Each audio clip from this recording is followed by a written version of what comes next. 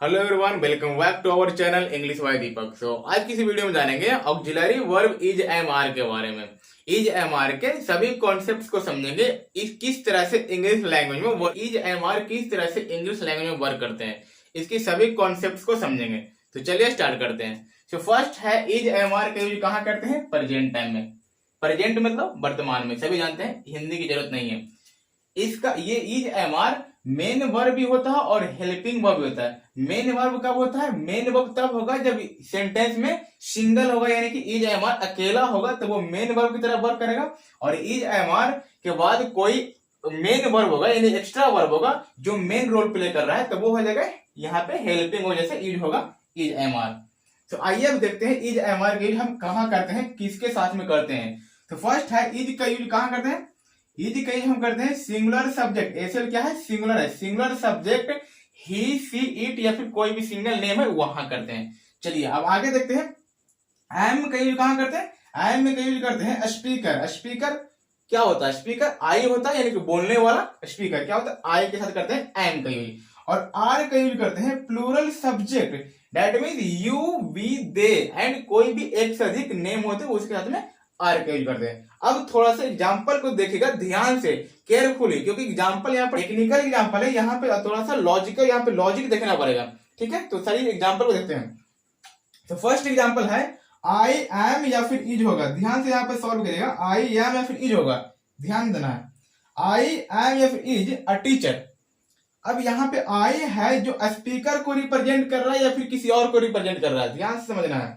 I I am a teacher. अब teacher क्या हो सकता है? टीचर कोई पर्सन ही होगा, यानी कि कोई स्पीकर होगा जो खुद के बारे में बात कर रहा है कि मैं टीचर हूं। तो आई एम टीचर, यहाँ पे यह स्पीकर है आई, तो आई एम होगा, इज यहाँ पे गलत होगा। सेकंड एग्जांपल देखिए, आई एम या फिर इज। आई एम या फिर इज अ प्रोनाउन।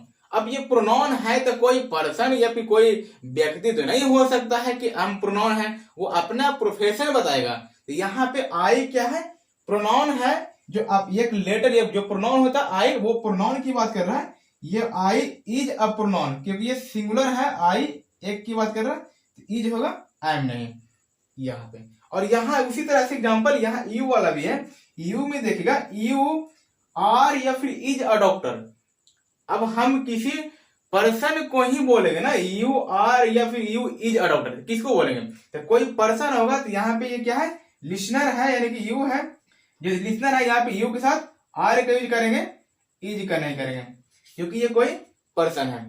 तो ये होता है लिसनर, लिसनर होता है यू, यू के साथ करते हैं आर का यूज करते हैं। और यहाँ पे यू आर या फिर इज अ प्रोनाउन। अब यू यहाँ पे क्या है? यू है जो यहाँ पे लिसनर नहीं है। लिसनर क्या है? यू एक प्रोनाउन की बात कर रहा है, तो you is a pronoun, you are नहीं, यू इज अ प्रोनाउन होगा। अब आपको ये कॉन्सेप्ट समझ में आ गया हो कि कहां पे आई के साथ एम लगाते हैं, कहां पे आई के साथ इज लगाते हैं, कहां पे यू के साथ आर लगाते हैं, कहां पे यू के साथ इज लगाते हैं। अब देखते हैं इसकी इज एम आर की सारा कॉन्सेप्ट को देखते हैं कैसे कैसे ये वर्क करती है। तो चलिए अब देखिए कॉन्सेप्ट क्या है। कॉन्सेप्ट है कि is am are main verb की तरह अगर यूज होगा तो उसका स्ट्रक्चर फर्स्ट है। स्ट्रक्चर नंबर फर्स्ट क्या है? सब्जेक्ट होगा, उसके बाद इज एम आर आएगा, और ये यहाँ पे मेन वर्ब की तरह यूज करेगा, यूज होगा। मेन वर्ब की तरह यूज होगा, और इसके बाद एडजेक्टिव रहेगा। क्या रहेगा? एडजेक्टिव रहेगा। अब इसका एग्जांपल देखिए, आई एम ऑनेस्ट, मैं ईमानदार हूं। I am smart, I am intelligent, कुछ भी हो सकता है। एडजेक्टिव मतलब उसकी क्वालिटी की बात करेगा, नॉन की बात नहीं करेगा। यू, बी, दे, सभी के साथ you are smart, we are smart, they are smart. इस तरह से he is intelligent, she is intelligent, Rohit is intelligent. ये एग्जांपल हो गया फर्स्ट कॉन्सेप्ट की। अब देखते हैं कॉन्सेप्ट नंबर 2 है, जो नंबर 2 पर आता है वो क्या आता है इसके इज एम आर के। अब देखेंगे कॉन्सेप्ट नंबर 2। कॉन्सेप्ट 2 कहता है क्या? कॉन्सेप्ट का 2 कहता है subject is am are. Subject होगा, इज एम आर होगा, और ए और एन आर्टिकल इज होगा, और नॉन होना चाहिए क्या? सिंगुलर होना चाहिए। तब ये नॉन सिंगुलर होगा, तब ये ए और एन का आर्टिकल के करेंगे। और यहाँ पे इज एम आर क्या होगा? मेन वर्ब की तरह वर्क करेगा। एग्जाम्पल समझते हैं। आई एम अ टीचर, मैं एक टीचर हूं। यू आर अ डॉक्टर, तुम एक डॉक्टर हो। We are students, they are students. यहाँ पे एस लगा दिए, स्टूडेंट्स एक नहीं प्लूरल है, इसलिए यहाँ पे ए नहीं आर्टिकल यूज हुआ है। ठीक है, he is an engineer, she is an engineer, Rohit is an engineer.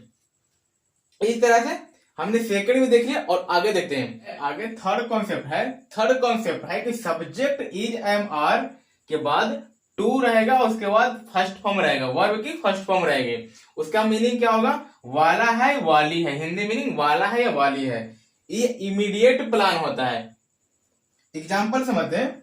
I am to go, मैं जाने वाला हूं। आई एम टू गो, मैं जाने वाला हूं। यू आर टू स्लीप, तुम सोने वाले हो।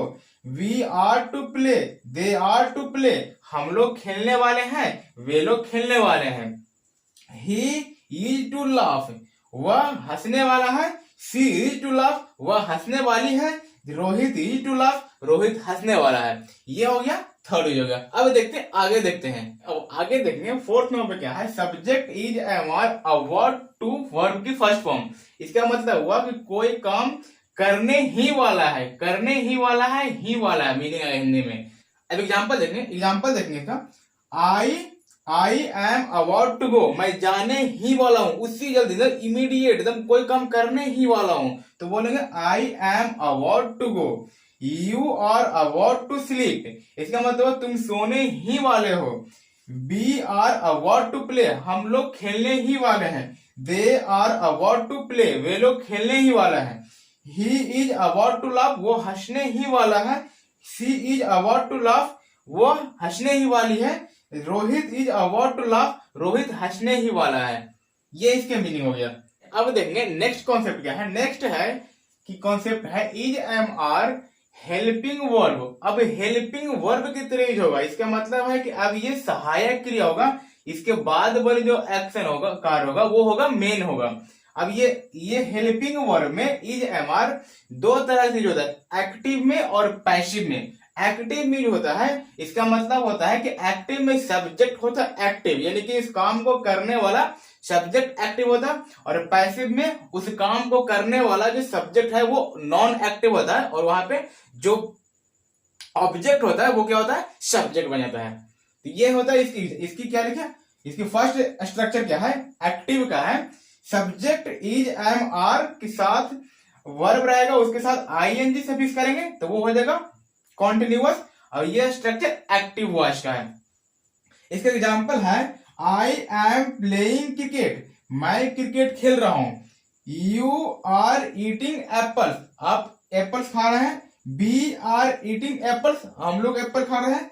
दे आर ईटिंग एप्पल्स, वे लोग एप्पल खा रहे हैं।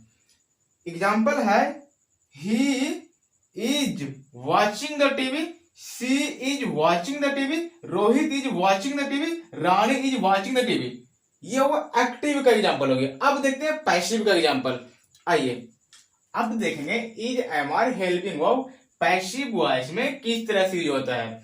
सब्जेक्ट, इसका देखेंगे स्ट्रक्चर देखेंगे। सबसे पहले सब्जेक्ट इज एम आर के बाद थर्ड फॉर्म अगर रहेगा तो वो पैसिव स्ट्रक्चर रहेगा। इज एम आर के बाद डायरेक्ट थर्ड फॉर्म मिलता है तो वो पैसिव स्ट्रक्चर रहेगा। वाई प्लस डूअर रहेगा, इस एक्शन को करने वाला चला जाएगा, लास्ट में चल जाएगा। ये है पैसिव स्ट्रक्चर है। एग्जांपल देखने, cricket is played by him, cricket is played bye, cricket उसके द्वारा खेला जाता है, क्रिकेट उसके द्वारा खेला जाता है। इसका एक्टिव बनाएंगे तो he plays cricket, he plays cricket होगा, बट इसका पैसिव है cricket is played by him. An apple is eaten by me, एक एप्पल मेरे द्वारा खाया जाता है।